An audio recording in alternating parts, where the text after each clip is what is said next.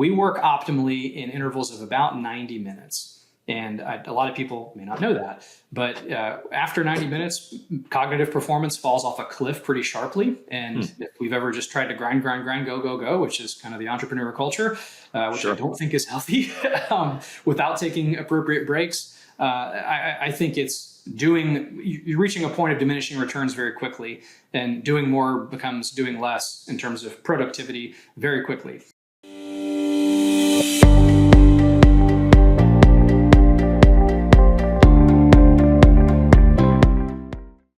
Dr. Ryan Williamson is a board-certified neurologist, proud Navy veteran, and the owner and founder of Transcend Health. After commissioning as an officer in the United States Navy, he completed his medical training at the Florida State University College of Medicine, his neurology residency at Georgetown University Hospital, and ultimately separated from service as a lieutenant commander. After this, Dr. Williamson ultimately dedicated his career to improving brain health and helping individuals expand their longevity. Driven by a passion to make a broader impact, Dr. Williamson founded Transcend Health, a platform that bridges neuroscience with entrepreneurship. He empowers leaders and individuals to optimize their cognitive performance through evidence-based strategies that address brain fog, improve memory, and help them overcome cognitive overload. Dr. Williamson's expertise has garnered significant attention with his insights impacting communities across the globe.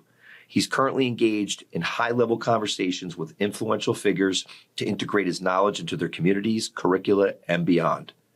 Through Transcend Health, Dr. Williamson offers a membership program featuring exclusive educational calls, wellness protocols, and a private community forum for members to connect and collaborate. He's also the author of an upcoming book that's going to be released this fall that aims to further disseminate his knowledge and empower individuals to live longer, deeper, and more impactful lives. Dr. Williamson's vision is to help individuals and groups achieve their full potential by taking control of and optimizing their health so that they can live a more fulfilling life and leave a lasting legacy. Let's unravel the fingerprints on success of Dr. Ryan Williamson. Hi, everyone. How are you? This is Bill Barrett. I'm so glad to have you on today with Fingerprints on Success. We welcome Dr. Ryan Williamson, the owner and founder of Transcend Health. Ryan, welcome to the show. Thank you, Bill. I'm very excited to be here. Thank you for having me. Yeah, it's great. We're excited to have you on. And I really pumped up to talk about your particular entrepreneurial journey in the healthcare space. Tell our listeners and our entrepreneurs out there a little bit about yourself, Transcend Health, kind of what you're doing and how this came about. Yeah, well, I guess it probably should start with the journey of how I got into healthcare in the first place. I'm a neurologist, a clinical neurologist, and I'm in my 8th year of practice now. But rewinding the clock all the way back to early in life, it's a common story for people that get into healthcare, whether they're physicians, nurses, any kind of provider. I was a witness to a great deal of suffering in my personal life. So lost a lot of family members I was close with early, which led to pursuing a career in medicine. And once I was fortunate enough to get into medical school and undergo that journey, fell in love with the brain, thought it was just a phenomenal organ. And with all the research and the direction that science is headed, it's just been very interesting to me. And I'm glad I've chosen that as a career. But as I got more into clinical practice, especially with my older patients and seeing the issues that people deal with in the second half of life, so things like heart attacks and brain injuries and Alzheimer's, strokes, all the things that I'm forced to confront and deal with as a neurologist, I really didn't feel like I was making a difference. And so I started asking myself questions like, how can I help more? I mean, I'm putting out fires in the hospital. I mean, somebody comes in with a stroke, yeah, we can treat that. But somebody has a diagnosis of Alzheimer's, and assuming we can't reverse any of what we call the reversible causes of dementia, which are the vast majority of cases, unfortunately, can't be reversed. At least there's no current medicine or technology to be able to do that. It's very disheartening to have that conversation over and over. And the way that the research is pointed, if we rewind the clock decades, as the old saying goes, an ounce of prevention is worth a pound of cure. That has never been more true. And many of these conditions that I think people feel are almost inevitable later in life really aren't. And somewhere between 70 and 90% of all health outcomes are lifestyle based, meaning what you do every single day makes a difference in terms of how healthy you are, how healthy you remain, and even how long you live. And so I've wanted to get that message out to the world, and hence creating Transcend Health, which is my medium through which I'm doing that. I'm writing a book. I've got a mastermind membership, a cohort. We have courses. We have an array of products that we can help people with. But that's the general flow of getting from medicine into what I'm doing now. Okay, and so tell us a little bit about Transcend Health and exactly, what exactly does the business do, and what are you doing for the people that are using your services? Absolutely. So Transcend Health has multiple arms. What started this was wanting to write a book to be able to help more people. So I've had these conversations with my patients for years, one-on-one. But I came to Amber Vilhauer, who I think is our mutual connection here. Amber's wonderful. Shout out to Amber and G&G and everything she's doing in the world with Infinite Impact. But I came to Amber and said, hey, I really want to write this book to go help more people. And she came up with the idea of saying, well, we'll get the book out, but I think there are other ways that we can help people in the meantime, because as you know, it takes time to write a book. So yes, it does. I'm in the middle of one now, and I've had two others, and it's definitely a labor of love. That's for sure. It certainly is, and it's my first book, so I'm new to the process of the different edits, and my manuscript will be done at the end of the month, and we go into developmental editing, which I'm sure you're familiar with, and there's proofreading and typesetting and all the fun things. So totally new vocabulary to me, but the book is currently projected for a September 10th launch, so September-ish launch date. Let's say that. Awesome. Very excited about that. But in the meantime, this was last June that Amber and I had this conversation.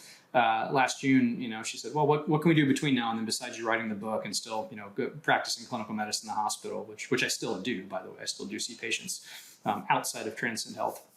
And so we created this membership course, and the idea is for me to help people in a group setting. So we do biweekly Zoom calls where I create a given health protocol. Sleep optimization, for example. And I go through what sleep is and how important it is for brain health and for performance, and for at least entrepreneurs and business owners in particular. I think we all think about our longevity, and we're all going to die one day, and but that's a later thing. It's not really a priority for people. I think what really wakes people up is the realization that they're not functioning optimally. I think we see a lot of that in today's world with the constant demands of technology and stress. Here we are. I didn't even ask where you are, Bill, but where are you sitting right now? Right now, I'm sitting in the glorious great state of New Jersey. New Jersey. All right. That's right. Yes. So you're up in New Jersey. I'm down in Atlanta, Georgia. We're communicating with this high-speed internet. Technology has only accelerated and is continuing to accelerate. And with that, so are the demands on our lives. And our brains are not designed to process information that quickly or that efficiently. And that actually comes at a great cost. And so getting people to understand, A, how they operate, B, what they need to do to put safeguards in place, and C, increase their performance as a result. So, if you're a business owner and, you're buying and rolling up medical practices or helping people with any of the legal things that you do, whatever that is. Sure. All the above, actually, but. Exactly. So all the above and more, writing books, right? Writing your third book or however many it's been. So all of that takes time, energy, effort. And if you don't understand how your brain optimally works, you're not going to function optimally. And I think, we can get into the specifics of how all those things work, but that's the general idea, is to be able to help people through that, to improve their performance and how they show up at whatever they do. And at the same time, improve their health span and their lifespan, meaning how well they live long and then how long they live in general. So membership is centered around that. That's an ongoing biweekly, like I said, Zoom call where people get to interact and they're supported on a private social media platform called Circle. We also have a membership, a cohort arm, in addition to the membership, where I actually have a kind of an 8-week crash course for people where I get people up and running and up to speed more quickly, and then they can transition into the membership for support. I do some one-on-one coaching. I'm not as keen on that, but that is an option for people for what it's very hard to scale one-on-one coaching, as our entrepreneurs out there could all relate. Because, by the way, scaling is something we talk about a lot on this show, because a lot of our entrepreneurs, find that to be always an intriguing and interesting discussion. And I don't know everything, but one-on-one coaching, not easy to scale.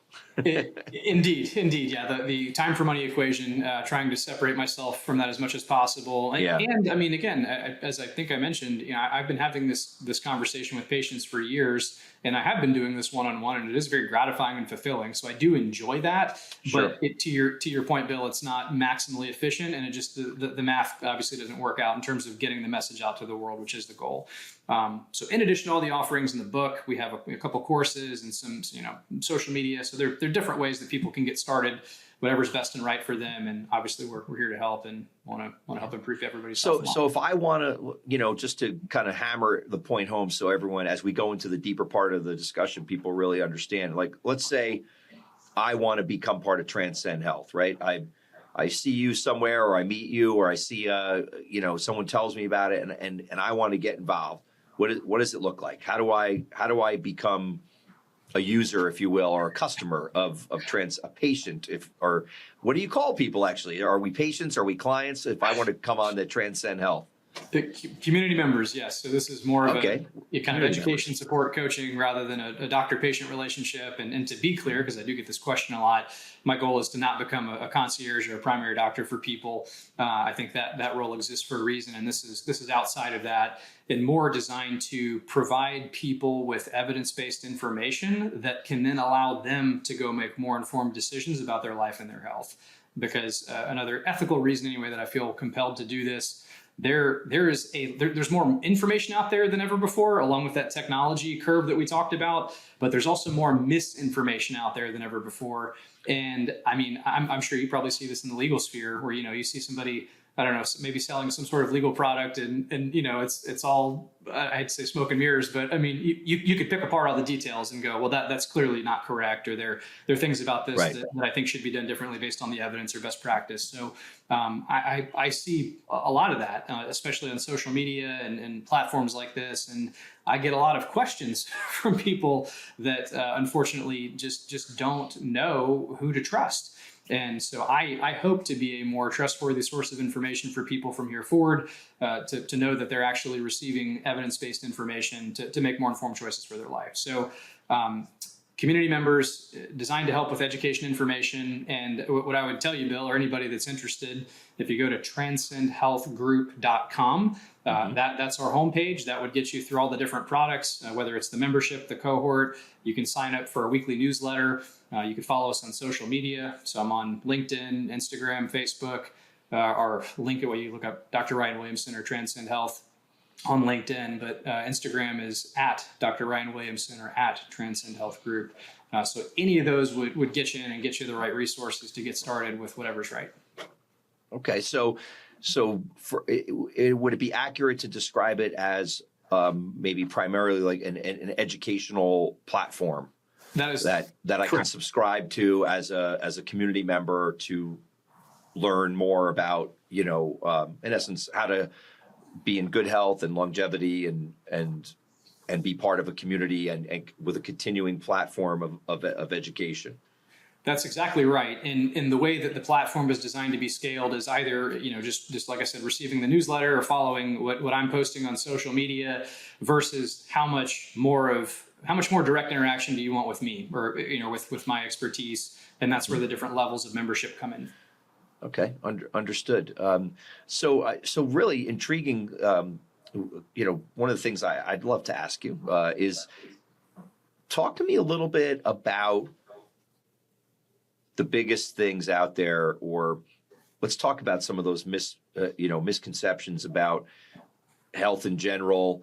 I'd almost love to hear that, and even a little bit of kind of like, your top 5 list of kind of the things that people should or shouldn't be doing and why.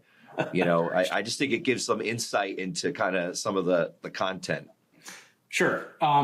I will try not to dwell on the misconceptions, because there are so many, and I don't want to shame or call people out or anything like that. So it's not what I'm here to do. I'm here to provide reliable information. But and the reason I say that is that I have some pretty striking examples of things I've heard that I think might be traced back to one person or another. So in general, I think it surprises people how simple some of these interventions are, and many of these interventions that actually have strong scientific evidence behind them.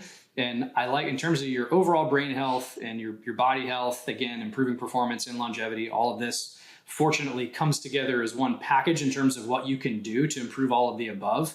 So again, maybe somebody's later in life and they're, I don't want this to sound morbid, but they're closer to end of life than not. And so therefore they contemplate, oh gosh, I mean, what kind of legacy am I going to live, or what am I going to leave my spouse, my children, my grandchildren? So that longevity is more relevant for some. Whereas, younger entrepreneurs go, death, what's that? That's, I'm bulletproof, right? Right. We've been young males and know what that's like.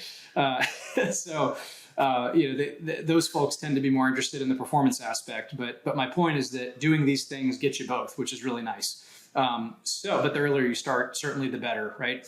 And those really the four big categories that people, I think, overlook are optimizing their sleep, optimizing their nutrition plan, optimizing their movement and building an exercise, and optimizing stress management. And those sound so simple, and quite frankly, they are, that I think people skip over them and look past them.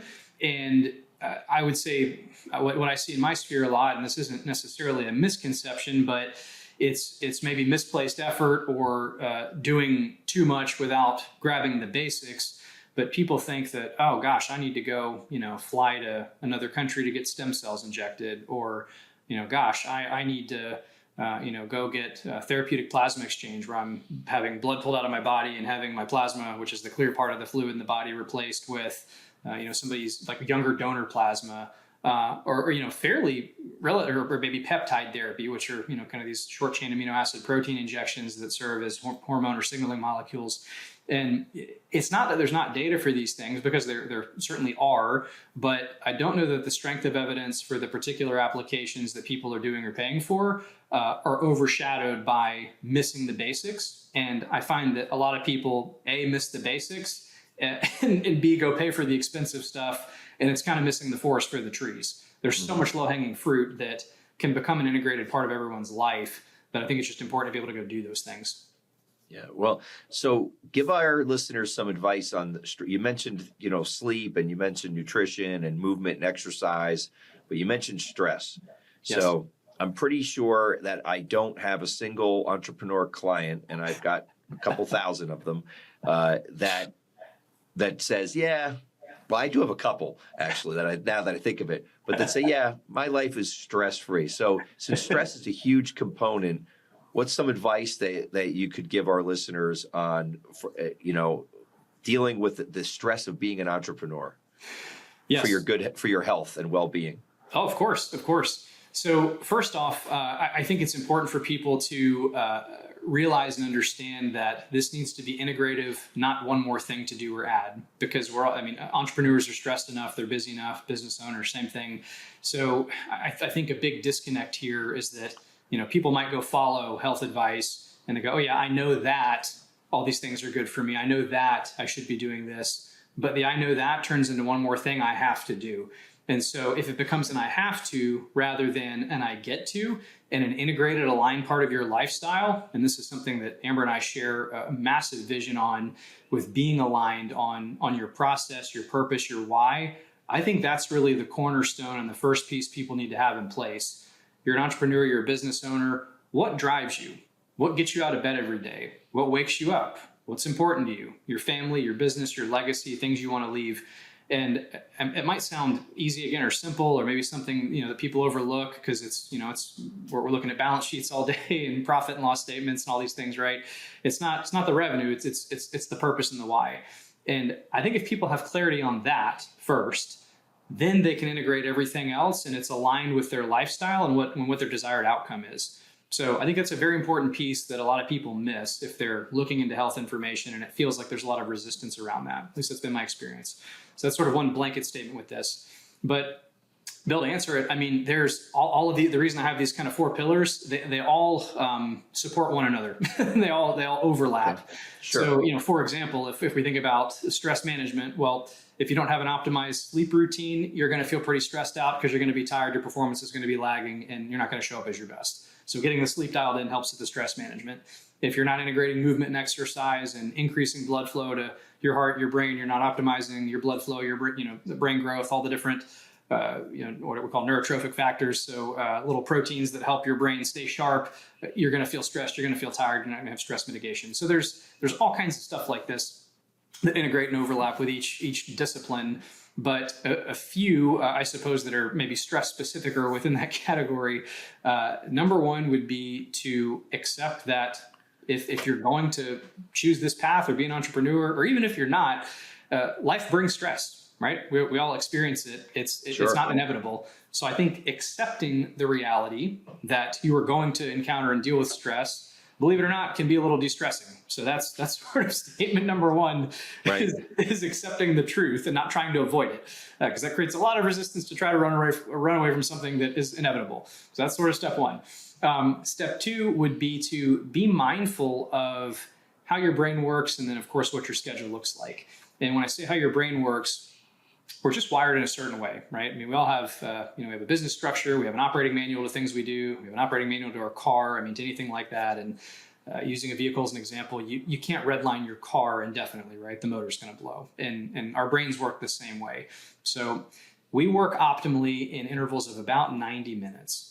And a lot of people may not know that, but after 90 minutes, cognitive performance falls off a cliff pretty sharply. And if we've ever just tried to grind, go, which is kind of the entrepreneur culture, which I don't think is healthy, without taking appropriate breaks, I think you're reaching a point of diminishing returns very quickly, and doing more becomes doing less in terms of productivity very quickly. So taking a look at one schedule and mapping out, okay, where can I block my 90-minute intervals, and building in breaks at least 10 to 15 minutes where you're getting up, you're moving, you're standing, stretching, you're going outside, you're pushing away from the screens and all the technology, which again, artificial light can interfere with sleep later in the day, and there's all kinds of deleterious effects there. But being mindful of the schedule, being mindful of the brain function, 90 minutes on, 15 minutes off, cycle that through. So that's sort of recommendation one. Scheduling wise, we as entrepreneurs, we tend to look at calendar time and go, oh, there's an opening. There's another podcast. Here's another meeting. Here's another client. Pack it in. Back it in, right? So that's common. So being intentional about leaving empty calendar space for your mind to rest, that is massively important. And a lot of the reasons that we know this that really get back to our ancestors and our evolutionary history. And when you think about the technology curve and how much this has grown in leaps and bounds, you don't even have to go more than, 100 years, 200 years, even a few decades. And we were not required, over the thousands and millions of years that our brains evolved into what they are today, we were not required to be exposed to, process, or intake near this volume of information. And so leaving space to have that protected time off to not only rest, but to think. You've probably heard, or maybe you've had this experience where, the best ideas happen in the shower or something like that, right? It's not because you're in the shower, it's because you're not doing anything else. You're not glued to your smartphone or a screen. Your brain is just allowed to rest and these ideas surface. So building in that kind of time is actually quite important. And I know people that dedicate, a full day a week to that, or maybe they dedicate an hour in the afternoon, however that works. Leaving that time there and literally schedule it on your calendar. Like this time is empty, time off, time to family, time to whatever. So that's a big one. And then there are plenty of easy stress mitigation techniques that people can do in the office or, in their day. And we're all familiar with that feeling of kind of the fight or flight, right? The stress response that kicks in when, we get a nasty email, or God forbid somebody tries to sue you, or you have an unpleasant conversation with a loved one. That's your fight or flight kicking in, which is your sympathetic nervous system. So what does that do? Again, survival, ancestors, we can thank them. It's called fight or flight because it would help us run away from the tiger or fight the invading tribe, right? And literally your heart rate increases, your blood pressure increases, your stress hormones increase, your muscles tense, your breathing rate increases. All these changes happen in your body, which in the short term, again, useful years ago, thousands of years ago. Today in the office, not so much. So how can you back down from that or calm yourself down from that? Again, accepting that that's going to happen, but using that as a cue. So you can train yourself to do this, believe it or not. But when you start to get that tense feeling and you feel your pulse rising and that stress that we're all familiar with, rather than react to it, because that's literally all you're doing is reacting to stress at that point, use that as a signal to tell yourself, oh, this is a stress cue, and then learn how to calm yourself down. And there are easy ways to do that. One of my favorite is something called the physiological sigh. Have you heard of this? No. So this is a super easy I basically violate all the things that you're saying not to do. So I should have a notepad out right now. Good thing we're recording, right? That's right. So this is a very easy one to do, Bill, and for your listeners. But you basically, this triggers a reflex to take you out of what's called, that fight or flight sympathetic state into your parasympathetic state, which is the rest, digest, relax state. And what you can do is take a nice deep breath in through the nose and fill the lungs totally up with air. And then as you can't get any more air in, once you feel totally full, you take a sharp inhale through the nose a second time. You can actually squeeze a little more air in there, believe it or not. And that snaps your alveoli open, which are the little kind of air sacs that live within your lungs. And that triggers this reflex to actually calm you down, lower your blood pressure, lower your heart rate. And you breathe it all out through the mouth and you feel instantly relaxed. And I'm happy to demonstrate if this would be helpful. I mean, I can do it real far. We can do it together if you want. It might help. I mean, you tell me. Yeah, what the hell? I've done everything else on this show. Why not? Let's do it. All right. So it's a long, slow inhale through the nose. We're going to hold it, inhale through the nose quickly, and then all the way out through the mouth. So we'll go on the count of three. We'll do it together, okay? 1, 2, 3.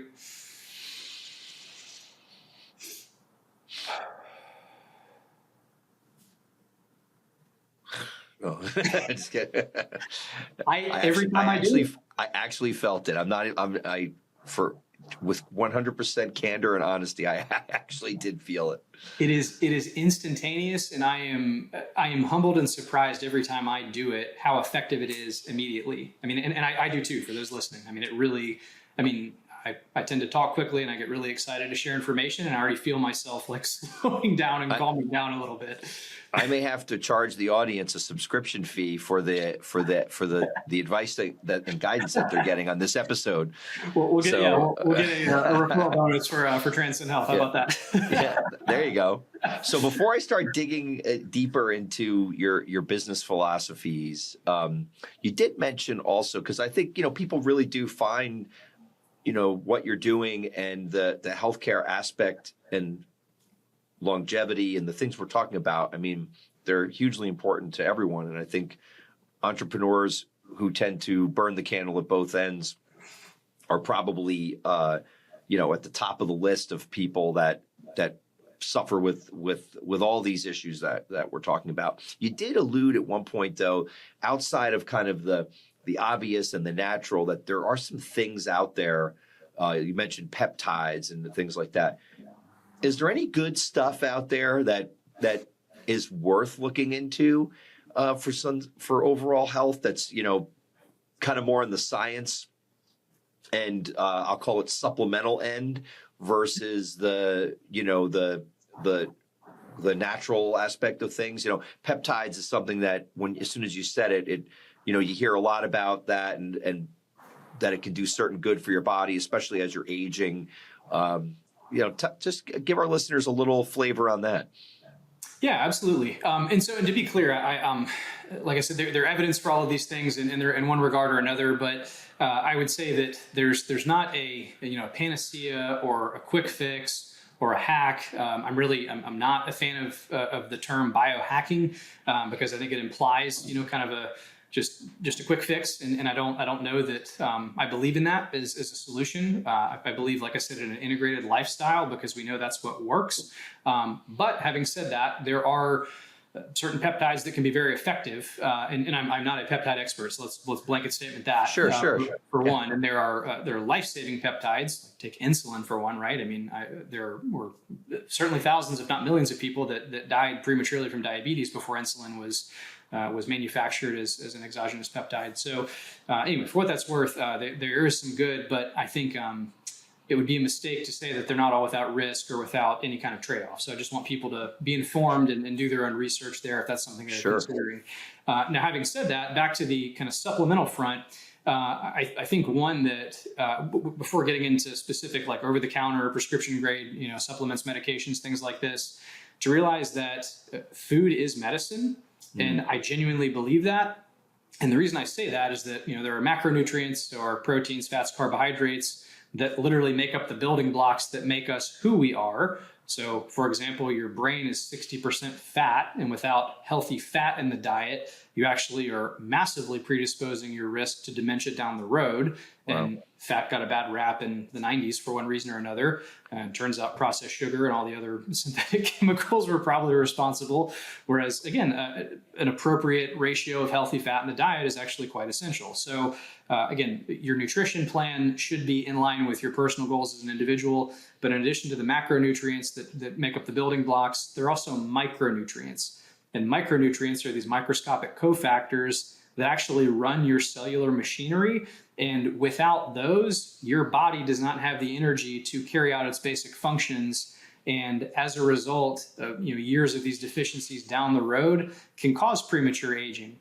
And I think it's worth spending a minute on this, but there really is a difference between your chronological age, which is the birthday and the year that we celebrate every time we go around the sun. And we all tend to age at a given rate, given that chronological age. But there's also this kind of newer concept of our biological age. And that means the rate at which your cells are aging. And an example that I like to give of this, it's actually in one of my book chapters on the hallmarks of aging. But I will never forget, I walked into this woman's room in the hospital and looked at her chart. She's a 49-year-old woman. She has some chronic medical issues. But I walked in the room, Bill, and I swear to you, this woman looked to be at least 80, at least. Wow. And I'm looking at her chart, I'm looking at her, and I said, "Are you Mrs. So-and-so?" And she said, "Yes." And I thought, surely it's this woman's mother or whatever. And I had to look at her hospital bracelet to confirm she was who she was. And that is because she had accelerated the process of aging so rapidly with a series of unfortunate events and lifestyle changes that she had made, that she had aged very rapidly. And we can probably think of examples in our personal life of people that look much younger than they say they are, right? We all know those people too. Sure. So that's not anecdotal. There's science behind that in terms of how this cellular machinery works. And the tie in here again are these micronutrients and all these processes and things we put in our body and exercise and all the longevity pathways that get turned on or that don't and that cause premature aging. So that's why I say all of that. So knowing that a sound nutrition plan is a big ticket there, it's still hard to get adequate levels of certain supplements.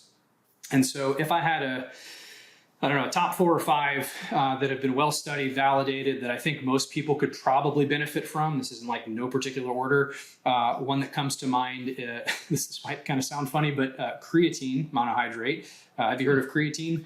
Absolutely. When back in the day, believe it or not, I used to do a lot of training and on a competitive level, and I used to use it. I always felt that it helped with building strength and muscle, but also a lot of water retention. That's about the scope of my knowledge on creatine. Yep. So that I have used it in similar fashion. I was a competitive rower in high school. I played played rugby in college for a year or two. It didn't last very long because I wasn't very good at it and injured myself. But I've used creatine for sports, and in fact, most of the data is on muscle building, strength, etc. However, in the last decade or so, there's been an abundance of information on brain health and actually different organs in the body because of how creatine works. And I will not bore your audience with that mechanism unless you think they would want to hear it, because it's fairly technical, but it helps generate ATP, which is the energy currency in our body. Let's just say that, which is part of how it gives you strength to actually lift, because there's a lot of ATP in the muscles that you need to actually push weight and things like this. But in either case, in the setting of traumatic brain injuries, recovery after traumatic brain injuries, brain health, lowering the risk of dementia, cardiovascular disease, creatine is actually turning out to be a very safe and important molecule. And the reason I mention it as a supplement rather than getting it in the diet, red meat would be probably the main source you could get. You could get creatine from, but you'd have to eat like an inordinate amount of steak to even get the recommended daily dose that you would receive from a supplement. I mean, to the point that like, A, you wouldn't want to do it, and B, it would be unhealthy because there would just be too much saturated fat and meat and all this other stuff. So creatine's one. Fish oil would probably be another one. So I mentioned the brain is 60% fat. Of that 60%, about 40% of the fat in the brain is made up of a molecule called DHA. DHA and EPA are the two main components in fish oil, or at least they should be for it to be the proper supplementation. And about 90% of Americans are deficient in omega-3s. So we just don't get enough in the diet. And I'm not saying people need to go run to the fish market and start pounding, salmon and mackerel and tuna, right, whatever. Those are good sources. There's certain, nuts that have omega-3s, but it's one that you probably could achieve from a balanced diet. It's just hard to do. So supplementation can be very helpful there. A third that actually stacks with omega-3 would be vitamin D. Vitamin D, I actually learned in medical school, is really just being important for bone health. But again, been a ton of data on its role in immunologic function, on neurologic function, on muscle health, on gut health. I mean, it plays a massive role in our body. And you actually, believe it or not, can get adequate vitamin D by about 15 minutes or so outside. That varies on skin pigmentation.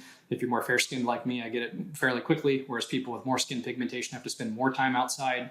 But in either case, we all spend a lot of time indoors. And so if you can't get time outdoors safely without burning and all the skin cancer risks, et cetera, I'll let the dermatologist dissect that one. Vitamin D supplementation is probably important. Number 4, so turmeric or curcumin is another one. So this comes from the root extract of the curcumin plant. This is kind of surprising, but there's somewhere between, I think, a 10 to 20% reduction in all-cause mortality due to the anti-inflammatory effects of turmeric. So that's one that I actually take daily, and I think is an easy one that has minimal to no side effects that I'm aware of. And then I guess number 5 is a top 5 would be magnesium. And magnesium in general, so there are different versions, but magnesium glycinate or magnesium gluconate are kind of the top 2, but there's others. The magnesium is a micronutrient, so the micronutrients that run our cell machinery. This is a cofactor for over 300 enzymatic reactions in your body, meaning that it's present in almost every tissue, your heart, your brain, your liver, your kidneys, muscles, all of it. And about, I don't remember the numbers off the top of my head, but I want to say around 50% of Americans off the top of my head, please don't quote me on this or somebody fact check me, I'm sure they will, about half of Americans are estimated to be deficient in magnesium. And the tough part is it's actually difficult to detect a magnesium deficiency because it's a routine lab that we check in the hospital. So we run a full chemistry panel and red, white blood cells, all that stuff when people come in. Magnesium can look normal, but because most of it's actually stored in the bones, you can have a global body deficiency and your body's willing to sacrifice your bone mineral, the cortical mineralization of the bone to maintain healthy magnesium blood levels. So you can actually be pretty low in terms of stores, even though the levels look normal. So it can be kind of something that flies under the radar. And not to mention magnesium can actually help with sleep if you take it 30 minutes or so before bedtime. So top 5 easy over-the-counter supplements that are super high yield, that are more or less safe with minimal to no side effects, that are relatively cheap that people could do. Yeah, that's awesome. It's great information. And, everybody's always looking for an edge, right? Everyone's always looking to do what they can to help themselves and to feel better and to be healthy, which is awesome. Shifting to business, you've built this very successful career and very successful company. When you think about that success, do you think there are certain guiding principles or practices that you've had that you think, when you reflect on it, you say to yourself, it's because of this type of mindset that I'm reaching the level of success that I have with my business? Great question, Bill. I think as I mentioned, what drove me into healthcare in the first place was the desire to help. And that's really what fueled me in the early part of my career, and is still very much what fuels me. I think losing touch with that or feeling like I was not making enough of a difference is what caused the shift and the pivot into Transcend Health, and seeing again just this kind of same sad story play out year in and year out with people suffering from chronic disease that leads to all these conditions. So that's what fueled me to move into Transcend Health. But it's been through the desire to want to help people improve their performance, live longer, and bring more to the world. And the way that I think about this, I guess, as a guiding principle, is if I can impact one person. So say if I help Bill with the physiological sigh, and that gets him through his day. He's able to scale his business and help more people because he's relaxed and he's stress-free, or however that turns out.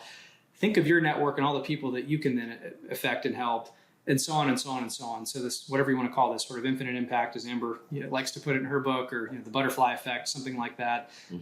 That really is what I think about and what I picture when I wake up and have a choice to either, I don't know, create more content or go have another podcast or sit on the couch and watch Netflix. I mean, it is so integrated into my mission and my why. And that's why I truly spend time on this. I mean, it's a whole chapter in my book. Like I said that a minute ago, but I really want people to understand that if you find your purpose in life and you find your why, whatever that is, business, work, all of that becomes, and I get to, it becomes creative, it becomes play, it doesn't become an obligation. And that lowers your stress right there. I mean, if you feel called to the mission, rather than something that you just got to grind through with all the resistance, which is something I think we all see and we've all experienced, that is absolutely a guiding principle for me. Yeah. What's something that, when you think back, if you could tell yourself, if yourself today could tell yourself something a few years ago that you wouldn't do again, or a mistake you made along the journey, what would be kind of at the top of your list of that you would tell our listeners, here's something I would not do and that I advise others not to do? How much time you got, Bill? This is your show, and as much time as you need. We learn more from mistakes than we do from success, of course. Buy Bitcoin in 2008 and all that stuff. No, man, that's there are a lot of directions to go with this. I think one that's very important to me, and I think something I would like to raise more awareness about, is understanding mental health. And what I mean by that is that for sure in the entrepreneurial space, I was in the Navy for about 12 years and worked very closely with Marines and sailors, which is a very hyper-masculine culture, to state the obvious. I think that we do a disservice to Americans at large, but in men in particular, to not normalize mental health. And I think this is something that's catching on. But the reason I bring this up is that part of my journey and my growth was uncovering past trauma that I had that I didn't even know existed. And this was well after I was a board certified neurologist, a naval officer. I mean, I had a very successful career on the wall, but internally didn't understand everything that was going on. And learning how to identify, process, and navigate that has allowed me to step more fully into my role, be a better service to people, be a better husband to my wife, just be more fully present and fully who I am. And I don't even think, I know the world needs more of that. And not even to mention the people that suffer from crippling depression, anxiety, and are at risk for self-harm. And I mean, in the military community in particular, that's been an issue for decades that nobody has even addressed. I mean, literally the military's answer is you get a PowerPoint once a year on suicide awareness, and that's it. And that is clearly not the answer. So I would just encourage your audience and your listeners, even if you don't think that you are dealing with something, I guarantee there's something in your past that's there that is limiting you on some level, and they're different. Everybody's got their own story and their own journey. So to be very aware of that, open to that, and really the way I look at, therapy or mental health, it's like going to the gym, or it's like training for a sport, or it's like learning a new skill for your business. It's something you have to maintain and something you have to actually practice to get better at. And that's part of the beauty of the brain. We have this feature called neuroplasticity that allows us to reshape and restructure all these circuits. And I mean, there's infinite potential there in terms of just figuring out how to perform better or learning to do more. So I don't know if that answered it, but that's an important one for me. Yeah, no, I think it did. And, it made me think of an old friend of mine who actually was a Navy SEAL. And, we used to talk about, and unfortunately he had all sorts of issues and is no longer with us, sadly. But when he came out of the Navy SEALs, like you literally go from like being a warrior, at the most extreme level with years of training and battles and they were involved in battles when you don't even know that there's battles, because it's constant. And, I just remember him being like, yeah, like the day of discharge or whatever, it was like literally like a pat on the back and a box lunch. No transition, no nothing, and and he had been in the first Gulf War, in serious combat and other things, and just had a lot of demons that there was like zero help available at just really so your story as you tell it hits home, makes me think about my friend from years ago, and that's something everybody needs to be aware of. So you mentioned your military service, and thank you for your service. It makes me think about mentors, which we talk about a lot on our show. Do you have mentors that when you look back and you look at your success that you're having in business now and through your career, that you look back and say, because of this person made a huge impact on you, or made a difference in your journey? Oh, there's no question. And I would say I'm very much a product of the multiple communities I've been a part of, rather than anything self-made. I have stood on the shoulders of giants, so to speak, in terms of getting where I am.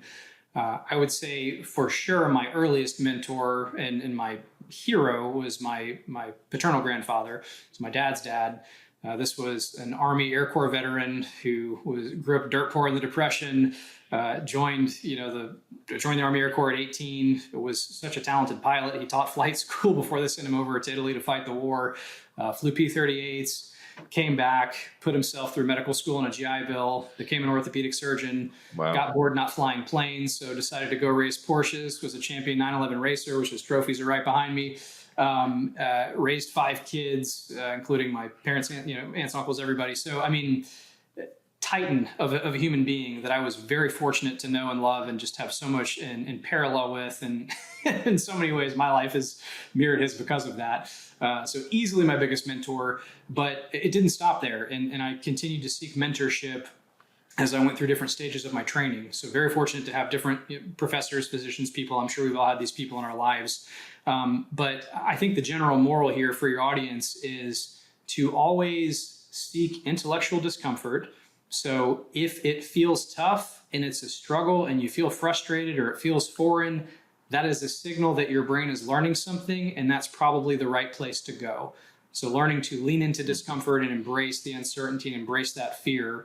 And I think entrepreneurs get that more than most people, but it's still easy to kind of fall back into the comfort zone because it feels nice versus to push forward and be uncertain. And so not only seeking that on an individual basis, but finding groups of people and places where you're exposed to more of that and from different angles. One reason I love coming on podcasts and doing things like this is we get to share ideas and cross-pollinate, resources and be a part of each other's worlds with different perspectives. And there's a mastermind group in particular I joined about 2.5 years ago by Justin Donald. It's a lifestyle investor. Have you come across his brand at all? No, I haven't. So for those of you that don't know Justin, huge plug for him. He's got a great book called The Lifestyle Investor, which is a lot about cash flow investing and learning how to allow your income, your investments rather, to produce cash flow and income to pay for your life. But that's kind of like I hate to even call that superficial. That's just like one tiny sliver of what Justin teaches and who he gets together. This is one of the most kind, charitable, loving, open human beings I've ever met. And he attracts people into his sphere that are like that from all walks of life. And that room has opened up more opportunity than I ever knew was possible, and more examples for me.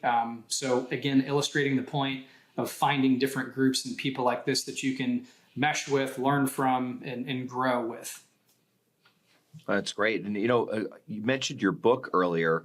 Tell us a little bit about, your book. I always like to ask a question kind of about I'll call it a current event topic, or like what's kind of hot in somebody's mind. But when someone's in the midst of writing a book, the book has got to be what's hot in your mind. So I thought, it'd be nice to kind of hear a little bit about the book. And I know you said it's going to be coming out in September, but give us a little insight into what that's going to be about.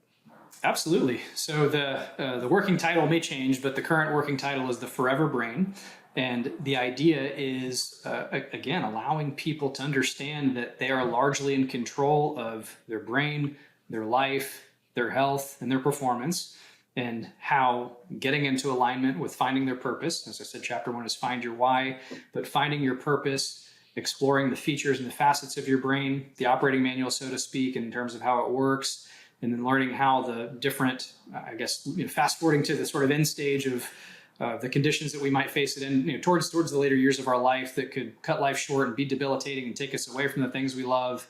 Understanding the mechanisms that underlie all of those. That's sort of part 1, is sort of the backdrop of, here's where we are, here's how it works, here's what can go wrong. And then part 2 is just how to fix it and to put everything in place and integrate the lifestyle that makes sense for you, to provide more of an informed decision to the reader, to be able to do what works for them, to just help them go be their full selves. That's the idea. It's great. Well, I can't wait to see it. Hope you send me a copy when it comes out, autographed, I expect, of course. I've got a list going, so we'll add you to the list. Put me on the list. Put me on the list. You'll be on it. Now, Ryan, several times in the interview, you mentioned about why, about understanding your why, and you referenced it several times. So a perfect place for me to ask my last question is, what's your why? Why all of this? What drives you and has you developing this business? I know you're out trying to help people, but what's driving all this? What is your why? So part of this journey that I mentioned and this sort of navigation through this early personal trauma that I had, I've uncovered the former belief that I'm not enough. And for a majority of my life, I have chased all of this external validation. I mean, I go get 2 undergraduate degrees. I'm in the honors college. I go become a doctor. I become a brain doctor.